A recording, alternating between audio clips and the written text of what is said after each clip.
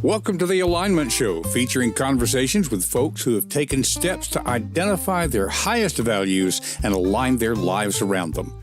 Time on this earth is not unlimited, and you may be seeking to make sure you spend your time on things that matter to you.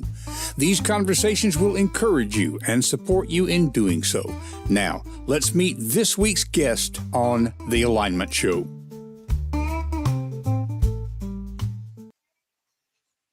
And good morning, good evening, good afternoon. Welcome once again to the Alignment Show. Haven't been with you guys for a while now. It's one of the things we announced really back in October that we would be changing. Can't believe it's been that long. But in any case, I'm glad to be back with you. And we're experimenting with some new stuff. We've got a slightly different format than what we used to have here on the Alignment Show. My software has updated, so I'm still getting used to some changes here. We'll figure out what buttons to push and all that sort of thing. I frequently comment, as I learned from David Newman. Running one of these things is like running a starship. So many switches, buttons and dials and all that sort of thing.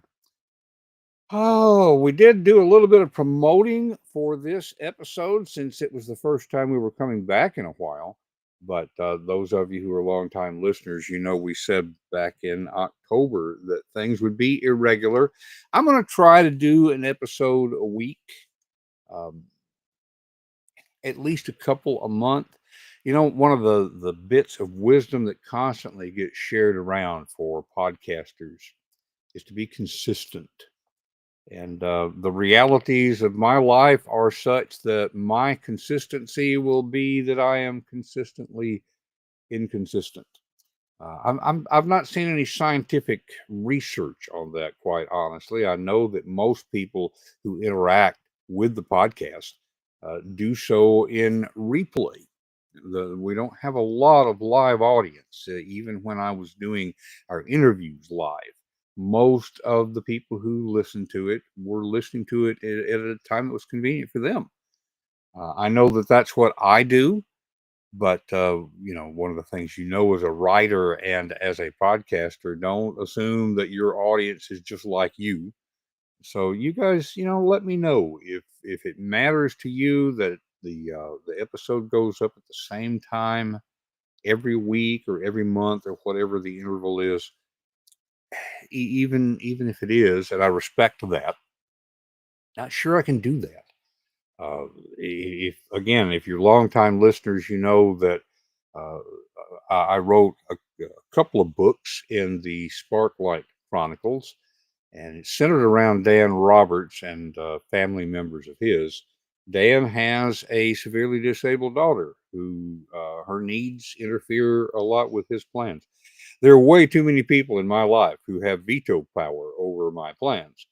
And so I don't want to say that we're going to meet at a certain time each week and then something comes up and we can't be here.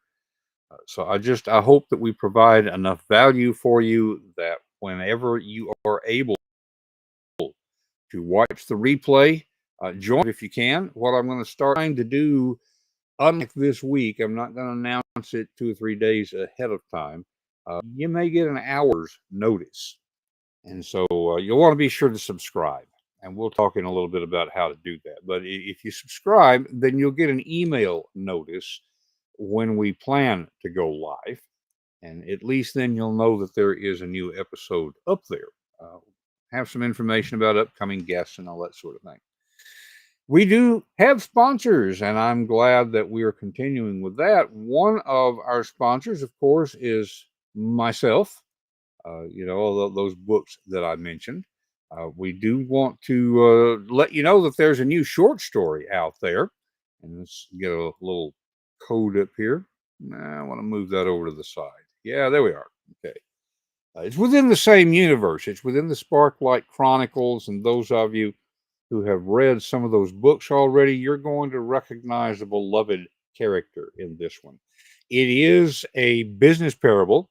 That is, it's using fiction to teach nonfiction principles, just like all the other books in the Sparklight Chronicles.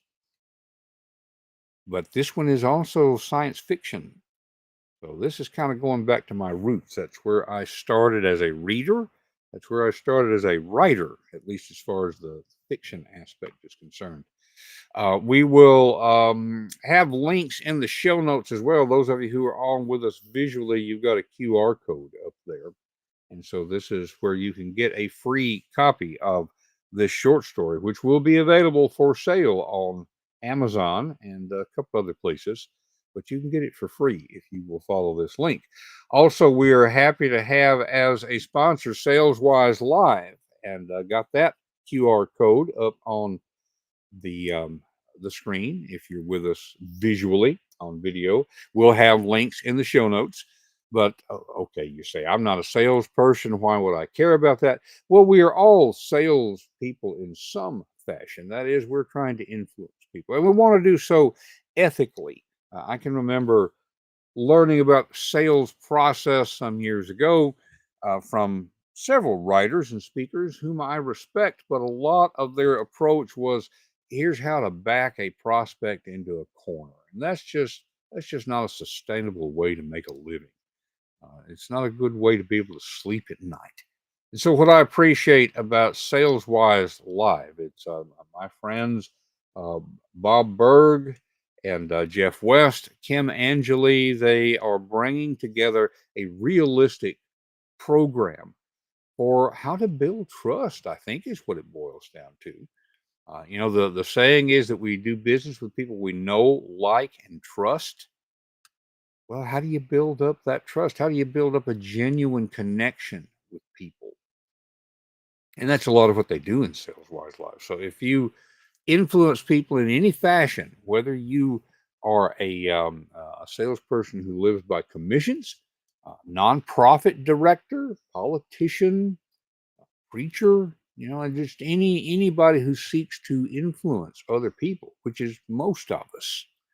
They've got a new one coming up here towards the end of January, and so you're going to want to get in on that if you have an interest in it. But check out SalesWise Live. Doesn't cost anything to go check them out. As usual, links in the show notes. And speaking of show notes, then you're going to want to know how to get those show notes. And so you can go to confidencecultivators.com. That's going to be the place to find it. And got that up on the screen. Excuse me. Yes, we are recording this part live. You had to put up with a little bit of stuff from my voice, which is not doing as well as I would like this morning. Anyhow, confidencecultivators.com is where you can get the show notes and get all of these links we're talking about. So, with that, our primary thing here today, of course, speaking of Bob Berg, I just noticed Bob has joined us there. Absolutely looking forward to this interview with Yankel. I know Bob has talked with Yankel before. He's been on with our little group. It's been on here. So, Bob, thanks for being with us live today. Good to hear from you. Looking forward to being with you some in not too long from now. In fact, we've been talking about bringing you and Kathy back on the show because you've got some new programs. So, we're going to have to get you on here again. Anyway, speaking of today's guest, Yankel Meislin, I told you a little bit about him in the preliminary material, but a lot of you didn't see that. So let me tell you a bit about Yankel. He grew up as a secular Jew, thriving in sports and community life until temptations from the streets pulled him off course at age 14. By age 19, he dealt drugs at such a high level that he hired a gang affiliated bodyguard to protect him. When his family issued an ultimatum, leave the life or lose them, he chose to turn his life around. So he entered rehab, threw himself into 12-step programs where he began a spiritual journey. If you have any knowledge of 12-step programs, you know that I think it's the first step is about connecting with a higher power. And that spiritual journey reconnected him with his spiritual roots. Serendipitous encounters with a Chassidic rabbi deepened his faith, led him to embrace the Chassidic way of life, and today, with 16 years of sobriety, he inspires others with his story and example. He coaches men, young adults to uncover their authentic selves. He has written a book called The Journey of Oz, which captures his wisdom and his experience. And so we're very glad to have with us today via recording. And I do have to say, it's been a while since we recorded this. A lot of things happened in our life that kind of got in the way of our intentions. One of the things I frequently say is make your plans, but hold them lightly because they're going to change. That's one of the things our daughter has taught us. But we are back and very glad to have with us today Yankel Meislin.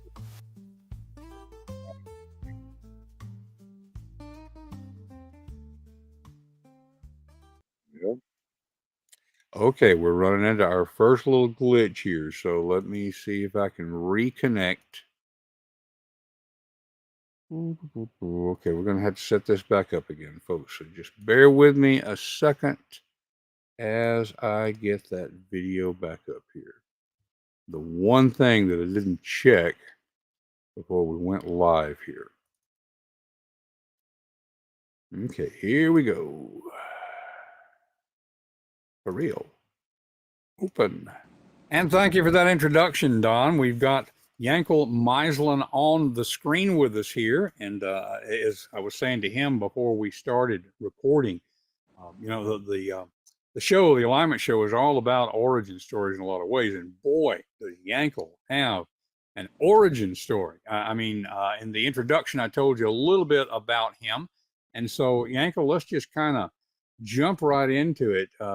You told us that the temptations of the street led you astray at 14, but you ultimately turned your life around. Now, I'm sure one of the things that we want to dig into is a lot of folks will recognize a need for change. And in fact, you may even be able to speak to other people who were in the drug sales life. You might have known people who said, man, I need to get out of this, but then they didn't. And so what I really kind of want to dig into is what was it that enabled you to make the change? Because I don't know firsthand, but from what little I know about it, I would assume it's really hard to get out of that life. You are correct, Don. First of all, thank you so much for having me on. It's an honor. It is very difficult to get out of that lifestyle. And I did know a lot of people that I would even meet in anonymous rooms, like Alcoholics Anonymous, Narcotics Anonymous. And it would start out, we're trying to get sober together and, improve our lives. And then after a little while, the desire takes over and it becomes, too much to turn down. And that happened to me quite a few times. I went to rehab and I left rehab and I went back to rehab and left rehab. I'm really blessed that I was able to stay alive long enough to become sober. And now today, as of this recording, I have 17 and a half years of sobriety. Wow. But it took a few tries to get there. Did you find yourself sometimes being in one of the 12-step groups and somebody you would recognize would come into it? You couldn't really acknowledge each other. I'm thinking, given the anonymous aspect of it. Did you see people leave and then come back, and then you left and came back? Ultimately, were you able to form a supportive community to stay sober? I'm assuming you're still going to 12-step groups. Today, I'm much less active than I used to be at the beginning of my journey. Now, I would say that I've put a little bit more focus into my spiritual practice and my religious practice, which, I'm not going to say is a replacement, but for me, it's what works. So Yeah. that's not a broad general statement to anybody out there. There were different periods of my life where the anonymous rooms were really great recruitment centers for clients and customers and things of that nature, depending on where my headspace was. And then, you would see those people, get phone calls from them outside of the meeting space, trying to get high or whatever the case may be, unfortunately. And what did it for me was I really needed a change of scenery. The place where I was, there were just too many triggers involved to really maintain sobriety under those circumstances. So I needed to go from there and remove myself from that situation, go to a new place with a new attitude, and we can talk about, how that was and how that came about.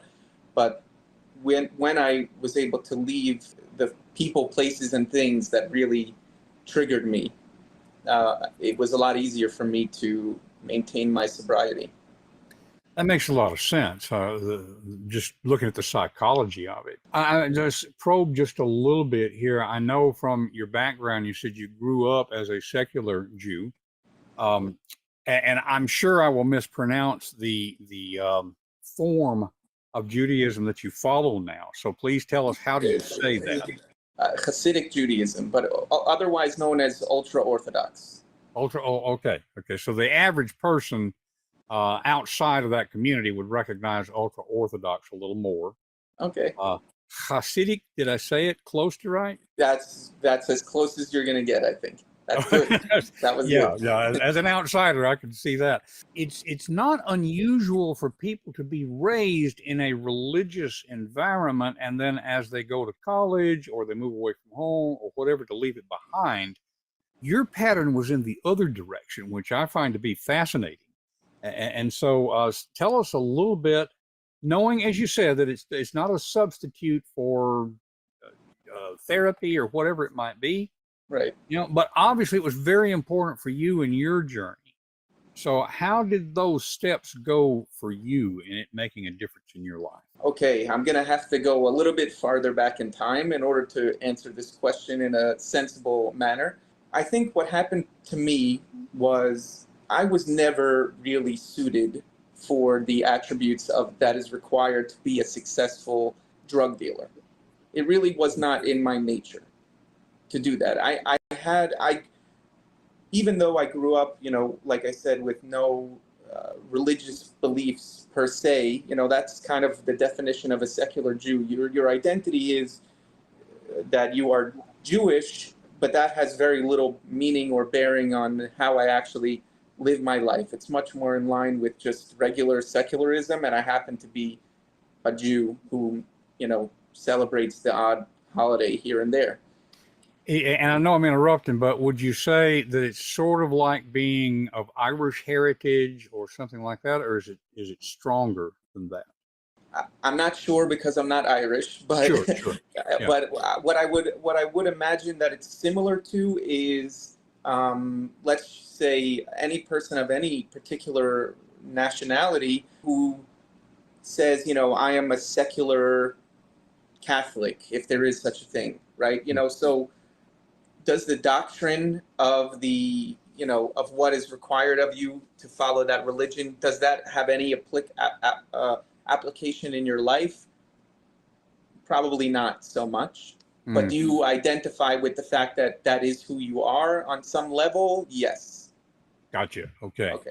So that is the way that I grew up with that identity. But what I found was that I was really attracted to the machoism of the street. And the reason why that was because I was always like undersized, short, that played a part in having this very strong desire to be, like the tough guy. And so I tried to play that role And what ended up happening for me was, I was really good at playing that role on a acting level, but not on a being level. It wasn't really who I was. I was not prepared to beat up any person who tried to, rob me or whatever the case may be. And so it really wasn't a good fit for who I was on a personality level. Now, later on, after I really hit the floor very, very hard, I mean, we can go into all of that. Later on, when I became introduced to the merits of Orthodox Judaism, it fit a lot more in line with who I really was on a personal level for me. So, for example, I grew up, I was always a studious kid, and I liked history and I liked learning, and I was raised to be, to have manners and take those things as something to be proud of. And that really transferred very well into the lifestyle that I eventually came to live as an ultra Orthodox Jew. Whereas in the secular world, what I had found, at least in my formative years, was that machoism and being the strongest guy and the one who got the most girls and the one who made the most money and all of those things was now you've made it. That's the top. And that just really did not align well with who I was. I was never going to be the guy who was going to, your name is Don King's. I was never going to be Mike Tyson, right? That was just never going to happen for me. It almost caused like a spiritual malady inside of me to even make an attempt to be that person. It just wasn't. It went so far against who I really am that I just couldn't do it. Yeah. It may seem like an odd question. I'm not being flip about it, but it almost sounds like, I can't think of another way to put it, you weren't a very good drug dealer. Well, and so, I'm wondering, that being the case, yeah, there's not an automatic step between being a user, being on the street, to selling. right, and again, I'm not being flip. There are people who are good right, at that, right. So what made you think at the time, I could do this? So I would like to split this concept into two parts. Okay, Yes. there is the business aspect of drug dealing, which is identical to any business anywhere in the world at any time, right? There is, you have a product, you create a marketing campaign or whatever it may be, word of mouth, however, and you resell it for a profit. That is the business aspect. Now, there is other aspects that is involved with selling drugs, which is the toughness that you have to have, the willingness to become physical if needed, in order to be what you would consider a good drug dealer. So I tried to cheat the system, and what I mean by that is, my first stint around as a drug dealer, when I was 15 to 16 years old, it didn't work out that well for me because I didn't have any backup. There was no, I didn't have the muscle needed.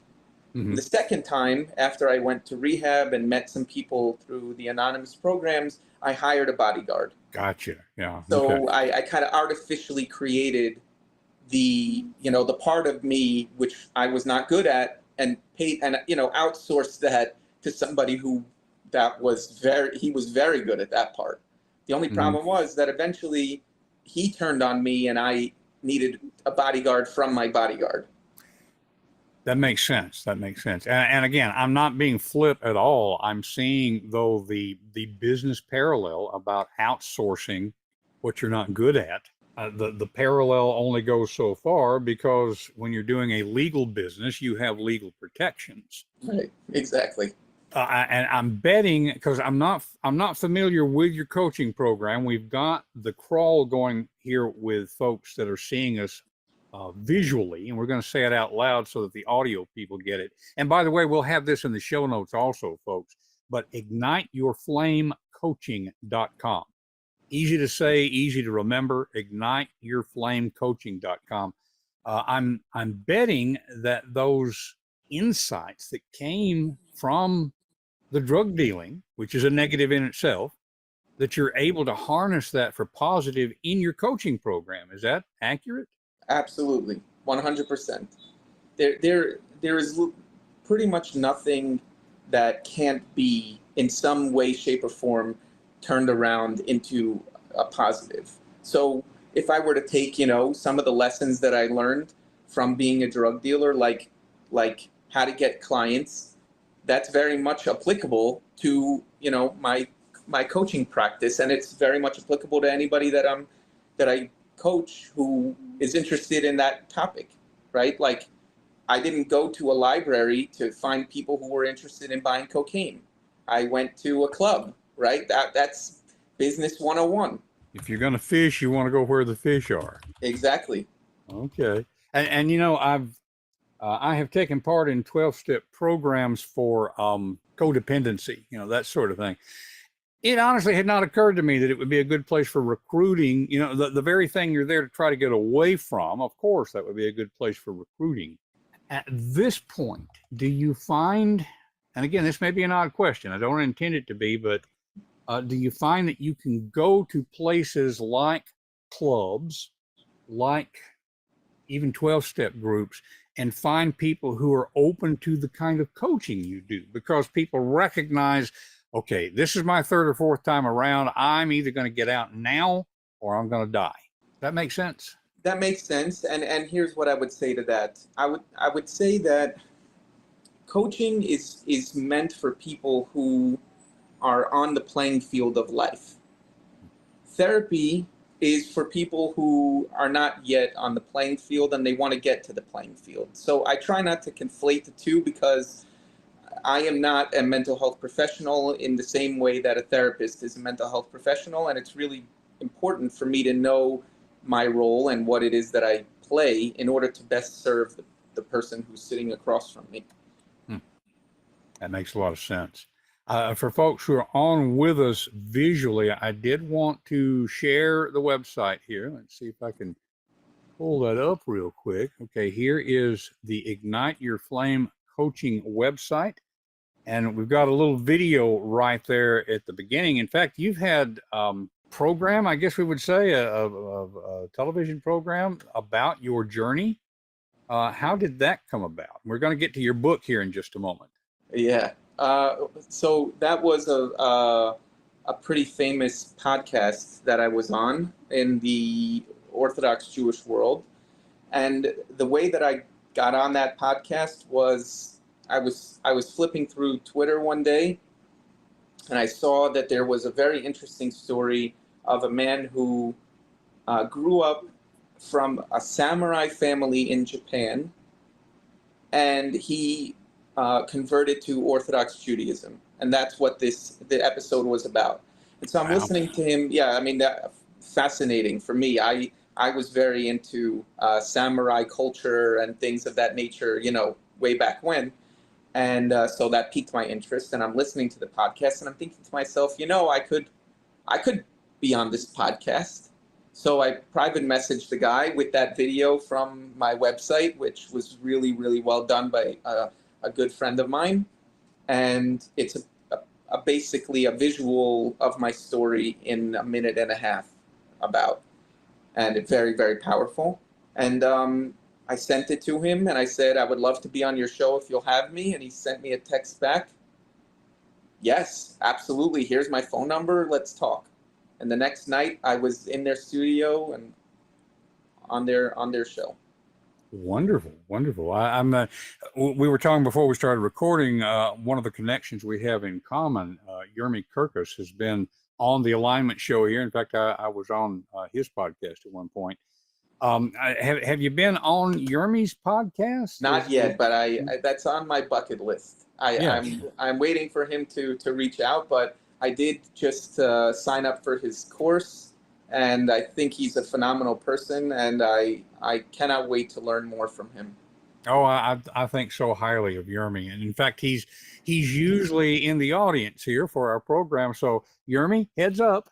Anyway, so it's just that aspect of it is fascinating to me as well. So, folks, we will have a link in the show notes, especially those of you who are on with us audio only. And I don't have it up here right now, Yankel, but I usually will put a QR code up on the screen as well. So that'll make it easy for people to find you.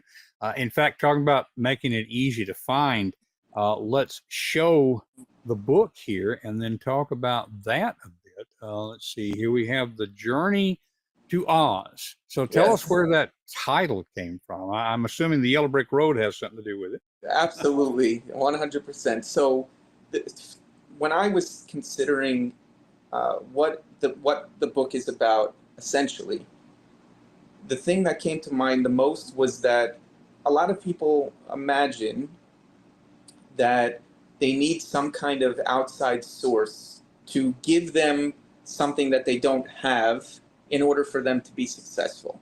And what I have found in coaching is the exact opposite, which is that it's all inside of you already. It just needs to be revealed. And so when I thought about that, I remembered the Wizard of Oz, who, you know, at the very end, he reminds Dorothy and all of her friends that really everything that they sought was they already had. They didn't need, you know, an all-powerful force to grant it to them. They just were able to. He reminded them that they had it in them all along, and that's kind of similar to the story with the podcast. You know, I could have just sat there and done nothing and waited for somebody to come to me and tap me on the shoulder and say, "Oh, you know, Yankel, we love your story. Come on our podcast." Or you can go and ask and do it. Like, I have that within me. I have the ability to create something for myself, and so does everybody else. It's just a little bit of doing. Okay. And since I'm not familiar with ultra-Orthodox Judaism, I'm curious how the insight you just talked about may tie in with Chassidic Judaism, which, from my perspective as an outsider, you know, is looking at this all-powerful force that is the Almighty. Right. So we believe that God created the world through His speech. And we also believe that God created men, you know, men and women in the image of God, which means that to a certain degree, not exactly, but to a certain degree, we have some of His abilities. And one of those abilities is the ability to create through speech. So we can use our words and our thoughts and train ourselves to think like the Almighty in some, you know, some small measure. So, or you could ask yourself, you know, does God believe that I am capable of this? How does God view me? I love that. I'm coming back once again to, it's not exactly curiosity. I just to dig into this. Judaism or religion more generally is one thing. So specifically the Hasidic approach, and I know I'm not saying it right. So That was good. You did good. Getting close. Okay. Yeah. From what little I know of your backstory, this was not an overnight conversion kind of thing. You recognize that this was more truly who you are, but that seemed to be kind of a gradual realization. Did you fight against it? Was it just a natural progression? You know, how did that come about?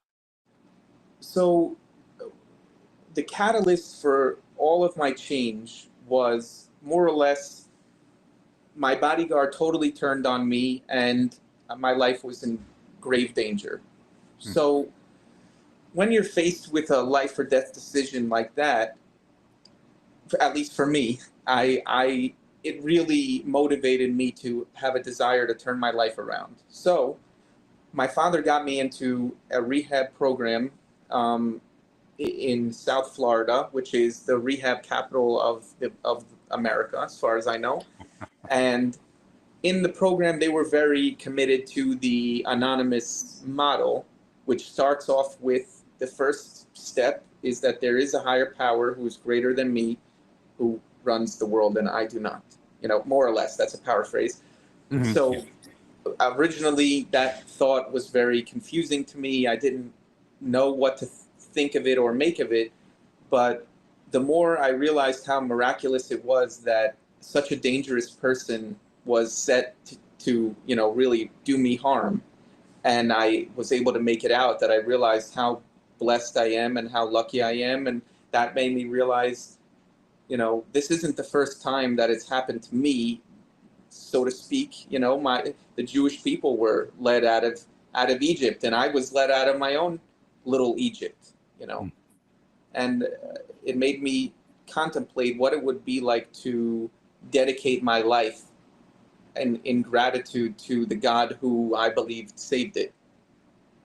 And that led me down this path, and I met the proper people, and eventually took on more and more of what it looks like to live a life that's pretty fully dedicated, in how we conduct ourselves. Yeah, that makes a lot of sense to me. So as I'm looking at the clock, as we're starting to draw to a close, I always like to ask a guest. I'm always a generalist talking to somebody who's a specialist in some regard. There's probably something that you wish that I had asked about that I didn't. And so if there's something like that, what would the question be, and what would your answer to it be? Well, the truth of the matter is, if you really believe that everything is exactly as it's supposed to be, then this conversation was totally perfect and you missed nothing. However, if I was the one conducting this conversation and we got to the end, the question that I would ask would sound something like this. So, Yankel, today, how do you help people, and who do you help? Okay, So, very good question. Go ahead. Yeah, okay. So the people that I help today are adult men, or more teenaged, from 18 and up men, who find themselves in a situation where they truly believe that there's something going on inside of them that is keeping them stuck in the same position which they would like to get out of. However that may manifest itself, in whatever form that may manifest itself. It could be at home with their family, it could be in life in general, it could be in the workplace. Whichever manifestation that is, what I guess specialize in is untangling that web and figuring out the journey to Oz from there. I like that. And I don't know that these days we are more tangled than we have ever been. It may just be that we have more awareness of our entanglements. And so we're at a great place for people like yourself to help us get untangled. I mean, it's a great moment in history. So thank you Thanks, for the Don. work that you do. Thank you. Well, Yankel, it has been wonderful having you on the Alignment Show. I'm so impressed at the way that you have brought your life into alignment with your values maybe that you didn't even realize that you had when you were younger. And so that's a great inspiration to our listeners, whatever stage of life you are in, that you can make a difference like this. So once again, thank you so much for being on the Alignment Show. Thank you, Don. Wasn't that great?